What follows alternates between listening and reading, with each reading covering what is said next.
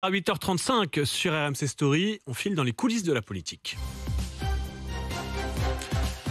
Les Indiscrets, c'est votre nouveau rendez-vous avec le service politique d'RMC tous les matins, les coulisses du pouvoir avec Cyprien Pézeril. Cyprien, pendant cet été, le ministre de l'Intérieur s'est démultiplié. Oui, Gérald Darmanin en Corse, Gérald Darmanin sur les incendies, ou encore Gérald Darmanin en ce moment à Mayotte. C'est simple, on ne parle que de lui matin, midi et soir. Ça agace un cadre des Républicains.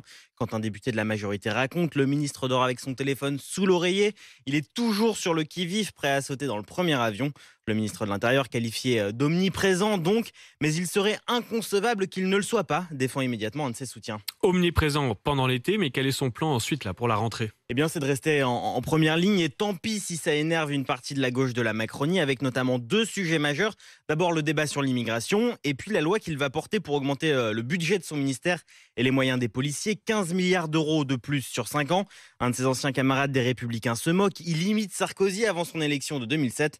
Façon de dire que le ministre de l'Intérieur cherche à marquer des points pour 2027, alors qu'Emmanuel Macron, lui, ne pourra pas se représenter. Pourtant, d'ici 5 ans, la route est encore longue pour lui. Écoutez le constat d'un responsable de droite. Contrairement à Édouard Philippe, il n'a pas de structure, pas de base, pas de mouvement. Bref, il n'est pas en ordre de bataille. Ce qui pourrait changer d'ailleurs, puisque Gérald Darmanin ne cache plus vouloir prendre des responsabilités au sein du parti présidentiel.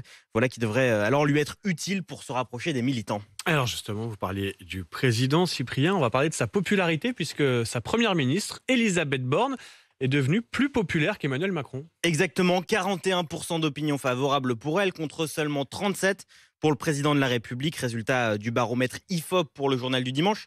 4 points d'avance donc pour la locataire de Matignon. La preuve qu'elle a réussi à se mettre dans le costume et à installer son style, note un de ses soutiens.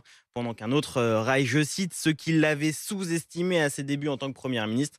Référence ici à François Bayrou qui, vous vous souvenez, en juin dernier, avait un mot à peine couvert, quasiment réclamé sa peau. C'était donc en juin dernier. Elle a réussi à s'affirmer avec aisance, appuyé un macroniste de l'aile gauche. Le même reconnaît néanmoins qu'elle doit, je cite, encore gagner en épaisseur, et ce alors qu'elle s'appuie toujours sur une majorité relative à l'Assemblée nationale, majorité relative et donc instable. Elisabeth Borne, qui est d'ailleurs dès aujourd'hui de retour à Matignon, terminé les vacances pour elle, alors que pour le président de la République, eh bien l'Élysée entretient le mystère. On ne sait pas s'il rentre aujourd'hui ou demain. En tout cas, il est à Brégançon depuis le début de l'été. Et la rentrée s'annonce, chargée, Exactement. mouvementée pour l'exécutif. Et on compte sur vous, Cyprien, et tout le service politique pour nous raconter les coulisses du pouvoir. C'est votre nouveau rendez-vous tous les matins sur RMC Story. Les Indiscrets politiques. Il est 8h38 et tout de suite, c'est l'heure des meilleurs moments d'Apolline Matin sur RMC Story.